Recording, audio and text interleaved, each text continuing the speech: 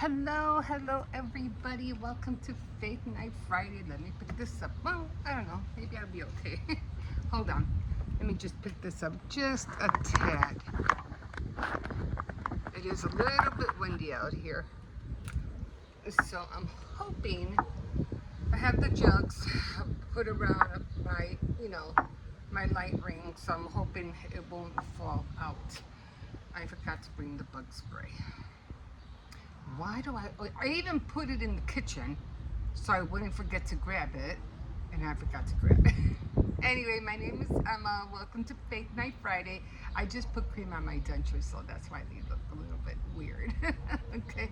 Anyway, yes, I do wear dentures, but anyway, if you're always on my channel, if you go to my channel, I talk about that once in a while, and I do, what do you call it, I let everybody know how, because I was at a point where I didn't have any bottom dentures, and I had a hard time talking, and I was constantly spitting, so just so you know, it kind of looks weird because I do have dentures. Anyway, no, I was just seeing myself, okay. All right, so again, my name is Emma, welcome. So, we are on 1 Kings chapter 11. That's what we're on. I had to pick up my hair because it's just too hot. I mean, it's not hot. It's just warm, really warm. So we are going to start with talking about King Solomon and how he is king now. And the last time we left off is that where he, the Queen of Sheba came and visited him in all of his glory, the temple that he made for God and everything, the houses, everything that he built. So, and then she just ended up, he sent, not that he sent her away, but she ended up leaving with a lot of knowledge about a lot of wisdom and knowing, how much wisdom he did have, and that when she came, she wasn't expecting to see all that, it was like, oh, I got to come and see for myself what, who Solomon is, all that they've been talking to him, and she was like, but I didn't even come close even thinking that it would be like this, like massive, So she went home with a lot of like, wow, and of course he blessed her with so many things as well.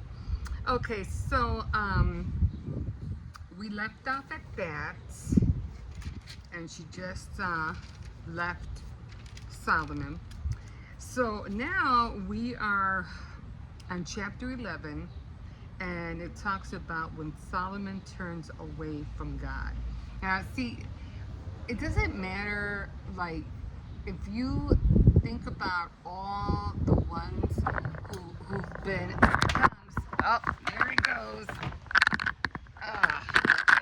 This is not going to be easy. It's really windy out here, so I don't know.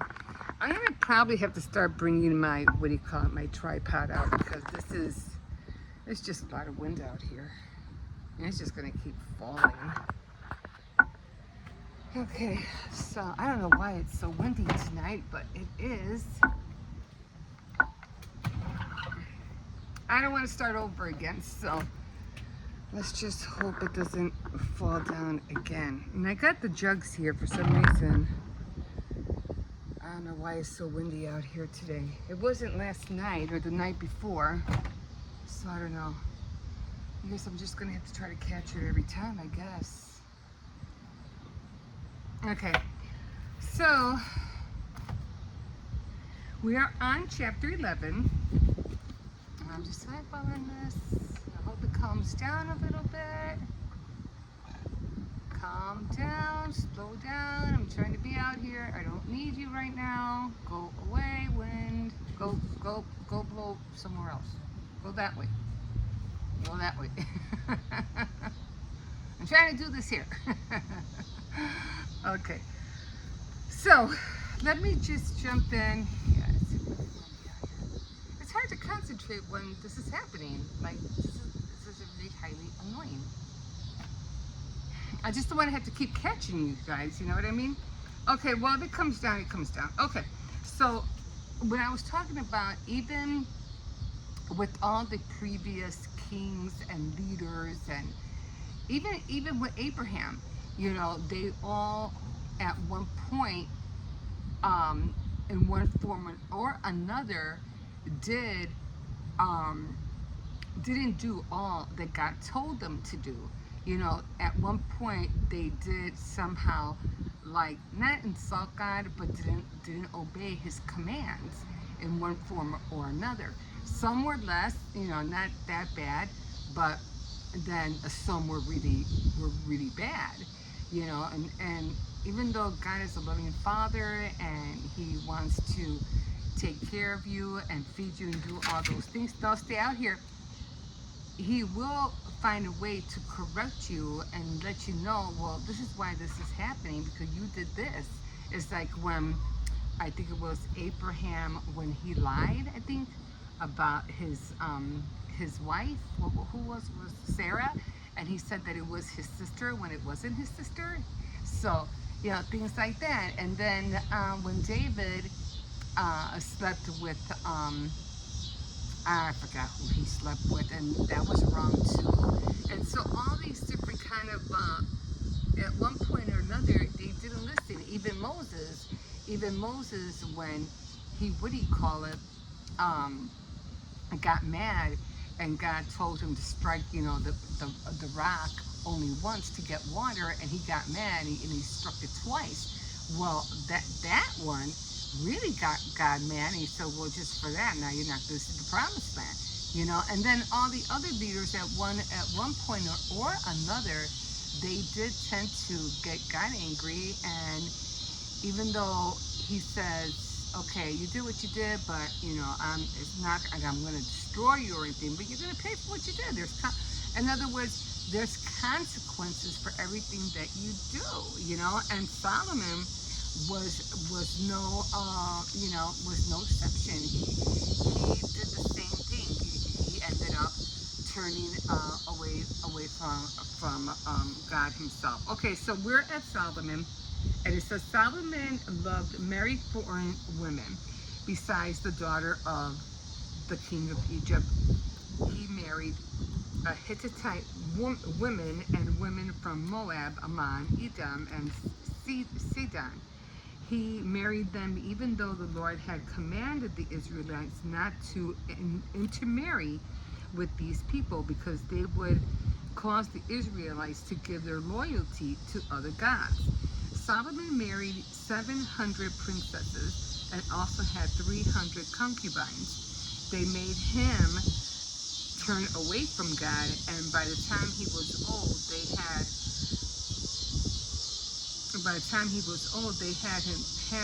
led him into worship of foreign gods. He was not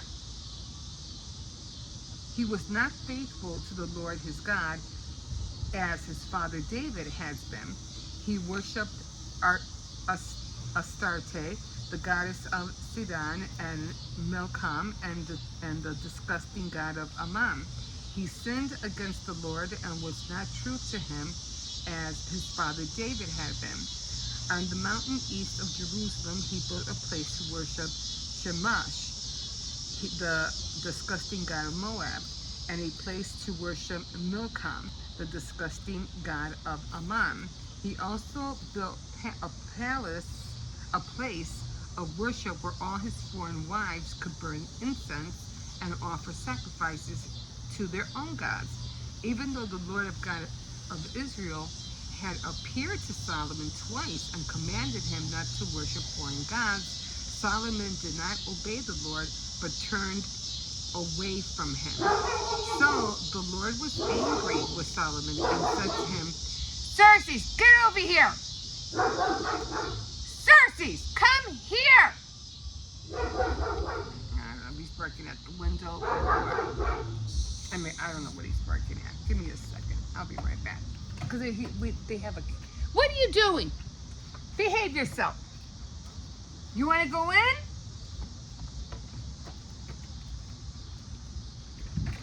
Come on.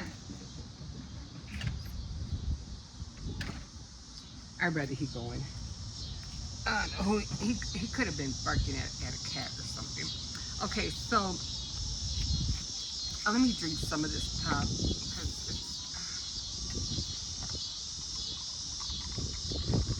my lips are dry because of the gel, and I feel like I can't talk.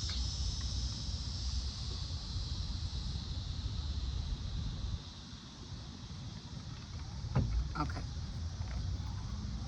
All right. Put that down there. Oh, this wind. I don't know why it's so windy tonight. Okay, so, um, okay, so he was angry with Solomon and said to him, because you have deliberately broken your covenant with me and disobeyed my commands, I promise that I will take the kingdom away from you and give it to one of your official one of your officials. However, for the sake of your father David, I will not do this in your lifetime, but during the reign of your son.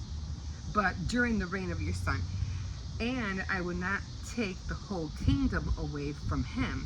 Instead, I will leave him one tribe for the sake of my servant David and for the sake of Jerusalem, the city I have had made my own, and Solomon's enemies. So the Lord caused Hadad, one of the royal families of Edom, to turn against Solomon. Long before this, when David had conquered Edom, Joab, the commander of his army, had gone there to bury the dead.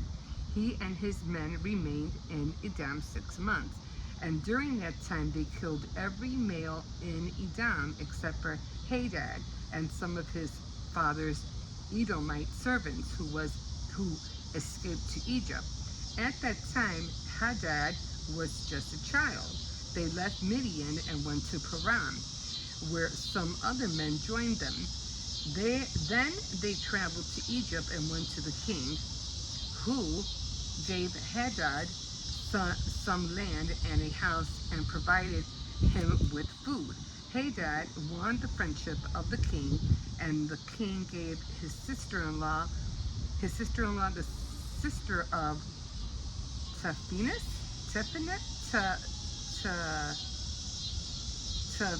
Peninus? I don't know how to pronounce that. To Hadad in marriage. She bore him a son, Genubath, who was raised by the queen in the palace, where he lived with the king's sons. When the news reached Hadad in Egypt that David had died, I don't even remember reading this when I was looking at it earlier. I don't know. Then Joab, the commander of the army, was dead. Hadad said to the king, "Let me go back to my own country." "Why?" the king asked. "Have I failed to give you something? Is that why you want to go back home? Just let me go," Hadad answered the king. And he went back to his country. As king of Edom, Hadad was an evil, bitter enemy of Israel. God also called Rezon, son of Eliada, to turn against Solomon. Rezon had fled from his master, King Hadadzir of Zobad, and had become the leader of a gang of outlaws. This happened after David had defeated Hadassah and had slaughtered his Syrian allies. Rezan and his men went and lived in Damascus, where his men made him king of Syria. He was an enemy of Israel during the lifetime of Solomon. God's promise to Jeroboam. Another man who turned against King Solomon was one of his officials, Jeroboam the son of Nebat, from Siridah in Ephraim. His mother was a widow named Zerah. This is the story of the revolt. Solomon was filling in the land on the east side of Jerusalem and repairing the city walls. Jeroboam was an able young man, and when Solomon turned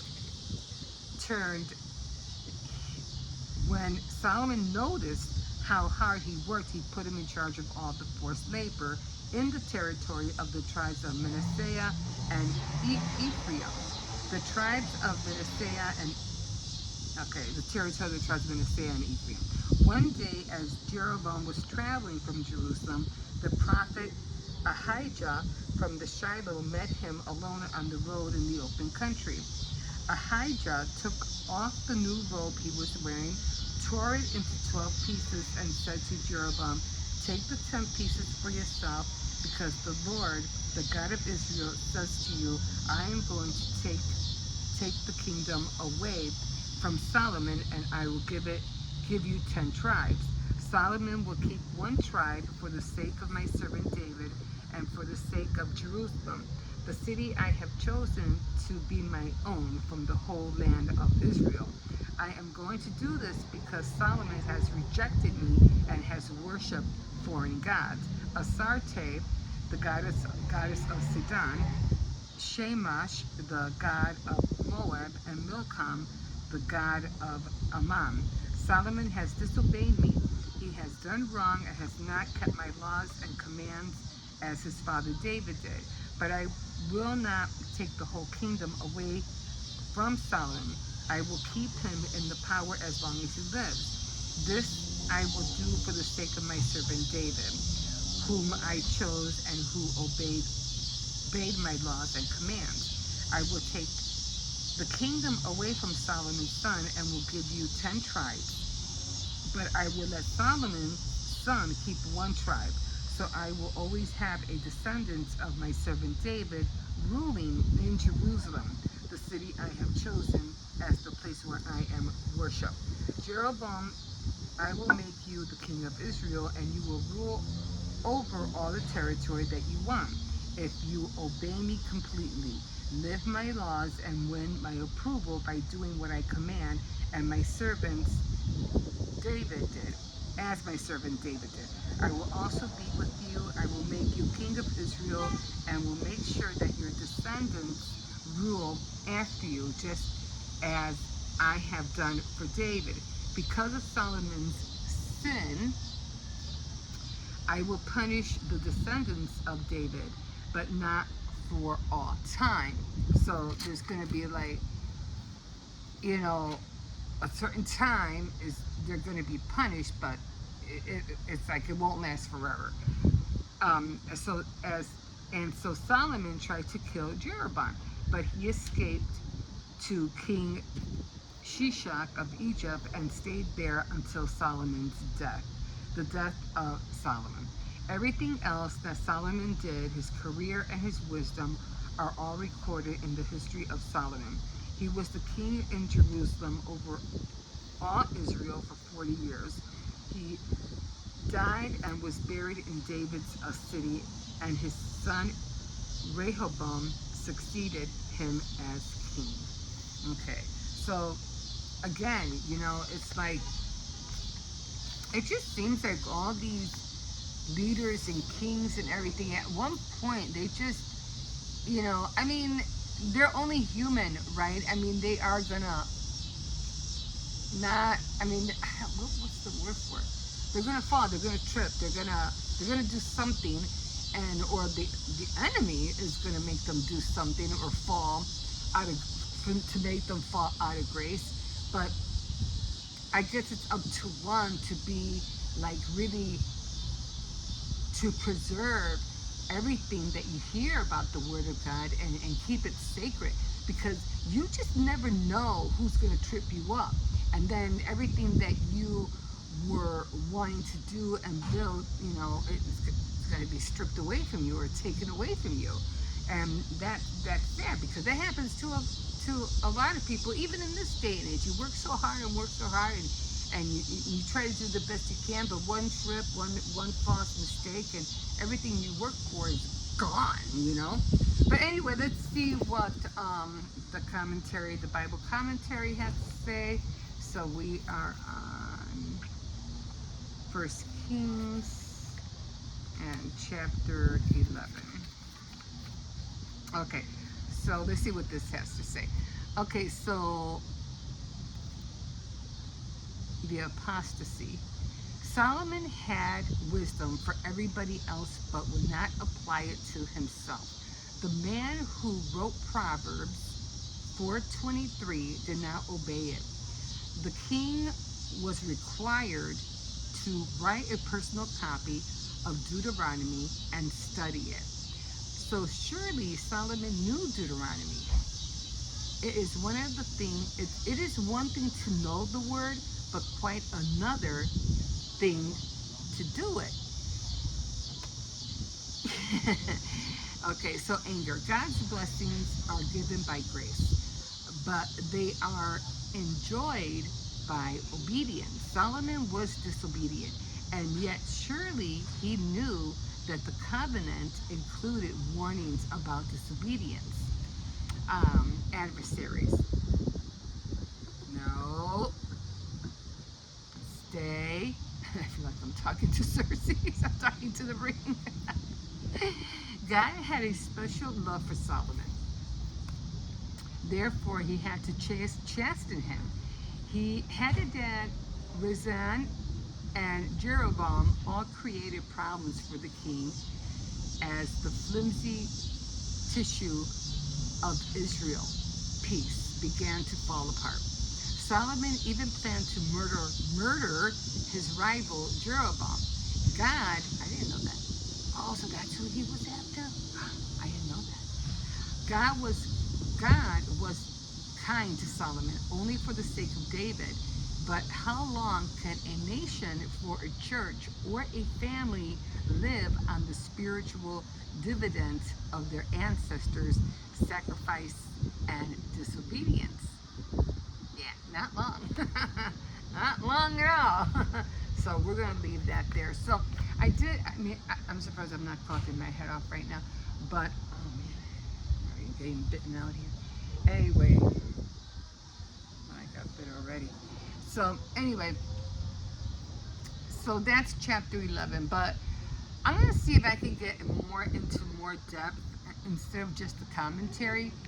But like I said, it's like we have God tells us what to do. He tells us to follow my commands, and he says it for a reason, because he knows if you don't, then again you're going to get tripped up or you're going to fall following other gods, and he doesn't want you to, because they're definitely going to lead you in the wrong direction, or they could even lead you to death, and which hopefully wouldn't be that critical. But you just never know where the gods who don't really care about you can influence you to do the wrong thing. And that's why it's so important to keep the commandments and obey his word, so that you'll be knowledgeable not to get tripped up. You know what I mean? Okay, so the other thing that I did want to talk about, and I don't know why this came to my attention.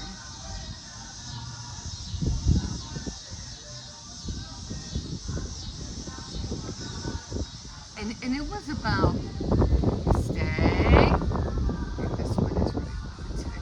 Stay. Okay. So I should have brought the book with me. I said, I'm not going to know what I'm going to talk about, and now that I'm trying to talk about it, now I can't remember the signs. But we in this world today, we have not seen or even felt what the wrath of God is. Okay, we have not. And it just, everybody in the Old Testament, and people who had disobeyed God, and all the terrible things that happened to the people, and the bad things that the people did, like sacrificing their own children, to these guys that didn't mean a thing, and the things that God did to his people, for not listening, and everything that they suffered. It's like, we'll never go through that, or having tribes come in from another place and just ravaging and killing and taking everybody's plunder, and killing women and children and everybody in the tribe, Um, we'll never know what that's like, but apparently it did happen because that's how what our lineage came from, the history from all of that. We've seen all the terrible things that happened, but until this, up to now, we are at a point where we are very, very blessed, and we are not going to see the wrath of God. I mean, I'm not going to see it in my time, and I probably, God willing, have like maybe 40 more years on this planet, maybe 45, if God willing. But, um, but I know it won't be my sons because they're still protected by the glory that has not yet come to the world yet. We have, we hear things, but that the glory of God has not been here yet, and we have yet to see it. And my grandchildren, my children won't be part of His wrath. My grandchildren won't be part of His wrath, but my grandchildren's grandchildren might be caught up in that. They might see, if not, I won't say the rapture, but they're going to come close to seeing things lead up to the rapture. So, as I said, even for me right now, I'm like, I have to pray for my children. I have to pray for my grandchildren and for my great grandchildren. Even now, even though I have not, and I probably won't meet my great great grandchildren, but at least I have to pray for them now, because at least now, while I'm still alive here, my prayers will be still here even when I'm gone. So my prayers will still be active here. So I got to pray for their well-being, that they have clothes and food and a place to live, and that they won't be without, and they won't be you know um, worried about finances and all of that. That God will take care of them and all their needs. But my prayers have to be constant because I'm going to be gone. Now, I would like to make some videos and address some words to my great great grandchildren and say, hey, this is your great great grandma, and here I am. Well, I'll talk to you about certain things. And I think I'll probably be doing that, probably keep my videos on private, and because they'll only be only for them. But, and to share with them everything who I really am, my whole life story, how I grew up, mention all my sisters, my cousins, and everybody like that, for they could know who they came from. So that's what I really want to do. But and I have to figure out a way to do that for them, because I want them to know that I care for them even though I'm not here. But at one point or another, with all this technology and everything going so fast, I'm pretty sure they could just throw me on a wall and they could just see me talk from wherever, wherever they're at, or whatever technology they'll be using in the future. And they'll see me like you see me now, right now. They'll see me like this, except that I'll be long gone. But in their eyes, I'll be like still alive, even though I'm not alive. If that makes sense, if you know what I mean. So, but just to know that we have not yet. I mean, we're getting close to start seeing the glory that's going to fall down from God on this earth. I mean, it's gonna be a time where this country is going to be. Oh, I can't see. I'm like so blind. This country is going to be so blessed. Everybody's going to be happy. Everybody is not going to be worrying about where they're going to get money or where they're going to get this. I mean, America is going to be so blessed. So blessed. I mean, it's going to be an awesome time.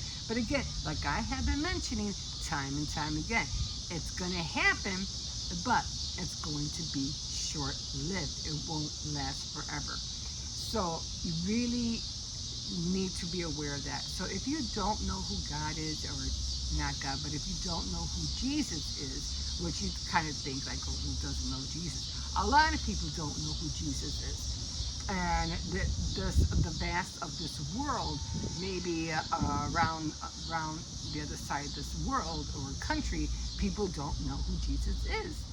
But or even if you are and you do know about Jesus, but you really don't like, yeah, I heard about it, or you feel like you don't have time for that or whatever, make time or share a word or something with somebody so they'll know that look, he's real, he's a living God, he's not a fake God, and in any kind of trouble or thing, whatever you're going through, he is your hope.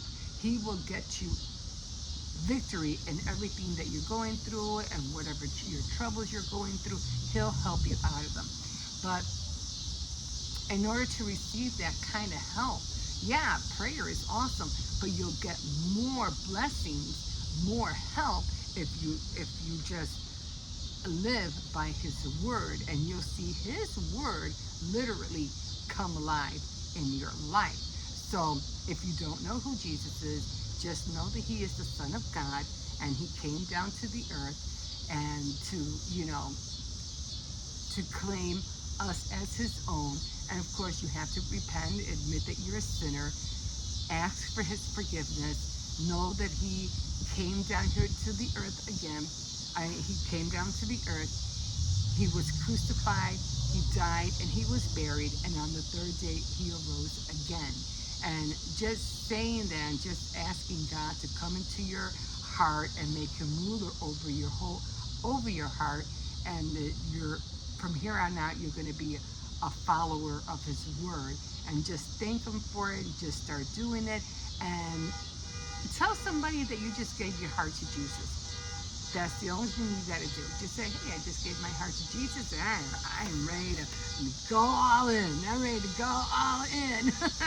So you can do that. So with that being said, I just felt that I needed to say that about, like I said, we're not going to be the ones to see that those awful dark days that everybody's talking about, the blood, the moon turning into blood and all of that. We're not going to see that. At least I know I'm not. And I don't know.